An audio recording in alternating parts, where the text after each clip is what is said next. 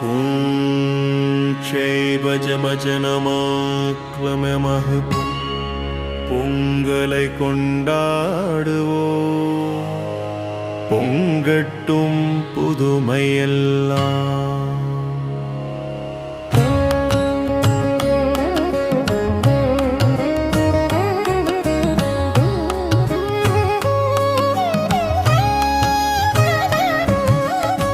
பொங்கலை கொண்டாடுவோம். பொங்கட்டும் புதுமையெல்லாம். அன்பு ரோட்டரி சொந்தங்களே, அருமை தோழர்களே, வாருங்கள் என அழைக்கிறோம். கிரீன் சிட்டி ரோட்டரி சங்கம் பொங்கலை கொண்டாடுவோம். பொங்கட்டும் புதுமையெல்லாம்.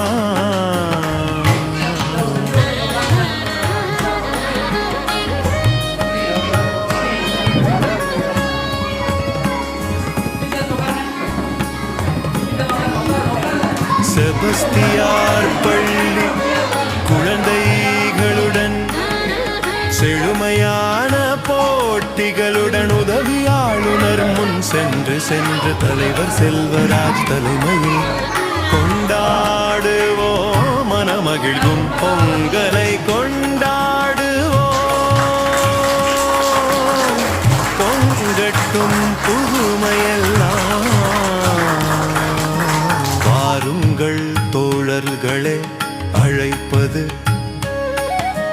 கிரீன் சிட்டி ரோட்டரி சங்கம். வேளாங்கண்ணி தலைவர் செயலர் பொருளர் கூடி அழைக்கிறோம். ஓடி வாருங்கள் பொங்கலை கொண்டாடுவோம். பொங்கட்டும் புதுமையெல்லாம்.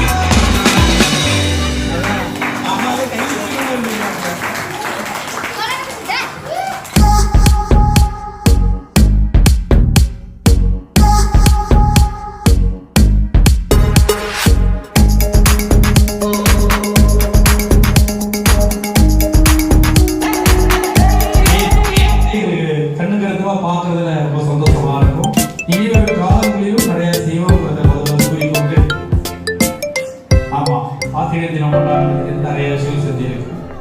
உங்களோட பேர் மட்டும் கொஞ்சம் மாறி இருக்கு, கொண்டு அதேதான் இருக்கிறது. ஒன்று அதிகமாக செய்வோம் என்று கூறிக்கொண்டு பொங்கல்லாம் நிறைய தெரியும் இல்லையா? எதுக்காக இங்க ஆடணும், எதுக்காக பொங்கல் கொண்டாடணும் என்னதான் தெரியும். என்ன செய்வோம்? மாதா பிதா குரு தெய்வம்னு சொல்லுவோம் இல்லையா? ஃபர்ஸ்ட் நம்ம அம்மாவை வணங்கணும், அடுத்தது நம்ம வழிகாட்டுற அப்பாவை வணங்கணும், மூன்றாவதாக நமக்கு கிட்டத்தட்ட காலை 8 மணி நேரம் சாயங்காலம் 5 மணி வரைக்கும் நம்மளை பாதுகாக்கிற படிப்பு ஆசிரியர் வணங்குறோம் இல்லையா? நாலாவதா தெய்வத்தையும் வணங்கணும். தெய்வங்கிறது என்னன்னா, நம்ம காலையில எழுந்திரிச்சதும் வெளிச்சம் வருது, சாயங்காலம் இருட்டிடுது. அந்த வெளிச்சம் இல்லைன்னா நம்ம இது பார்க்க முடியுமா? எப்போது கடவுள்ல இருக்க முடியுமா?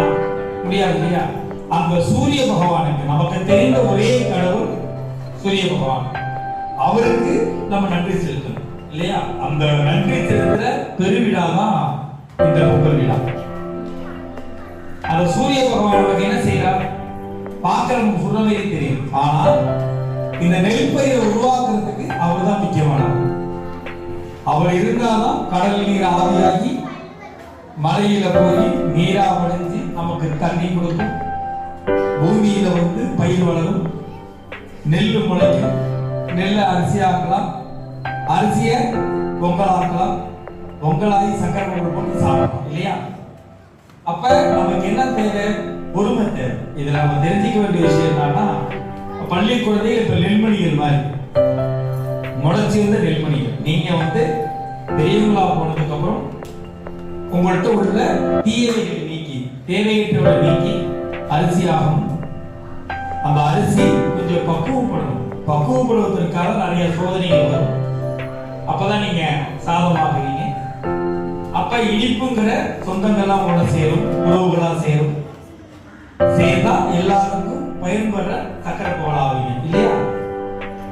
நிறைய விஷயங்களை வந்து நம்ம மறந்துடும், சின்ன குழந்தையா இருக்கிறோம் மறந்துடும். எனக்கு ஒரு ஆசிரியர் வந்து இதே போல நான் ஒரு 2 வயசு 3 அதாவது 2வது 3வது படிக்க சொல்லி ஒரு கதை தான். அதை திருப்பி நான் ரொம்ப யோசிச்சேன், நம்ம வந்து அந்த கதையை ஏன் நம்ம மறந்துட்டோம், ஏன் நம்ம வந்து வேற யாரும் சொல்லி நினைச்சோம் யோசிக்கிறதா வந்துச்சு. ஆறுமுகம்னு ஒரு ஆசிரியர் எனக்கு சொல்லி கொடுத்தார்.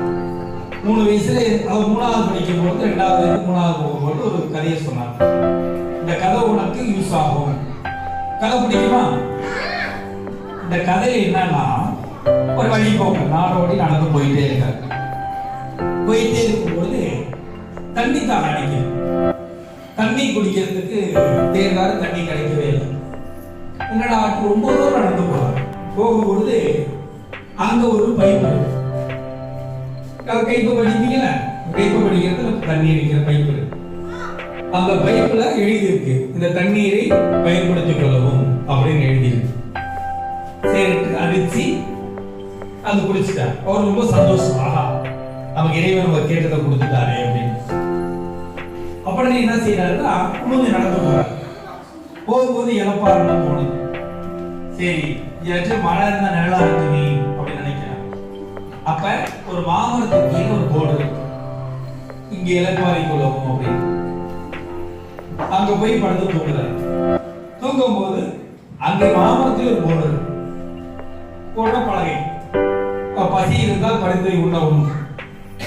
அந்த மாம்பழத்தை பறித்து சாப்பிடுறாரு. அப்ப இது சாதாரணமா தெரியும், இது சின்ன கதை தான். குட்டியா நடந்து போறாரு, கைப்பட தண்ணி குடிக்கிறாரு, மாமரத்துக்கு போறாரு, படுத்து தூங்குறாரு, பழம் சாப்பிடுறாரு. எல்லாரும் நடக்கிற விஷயம் தானே. ஆனா இதுல ஒரு நீதி, என்ன தெரியுமா நீதி? உங்களுக்கு தேவையான மற்றதை பிறருக்கு கொடுக்கவும்.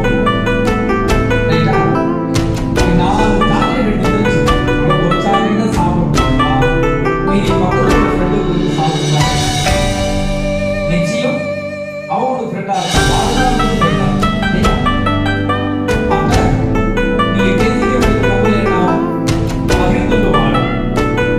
ஆரோக்கியமா வாழும்.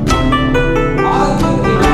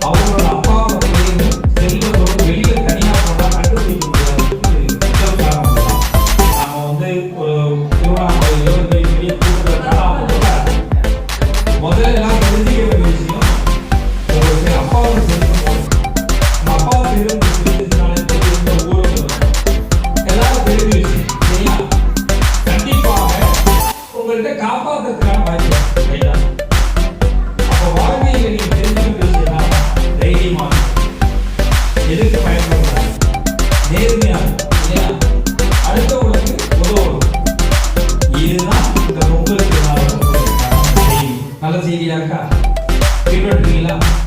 நீங்களும் பெரியவங்க ரோட்டில் பேருந்து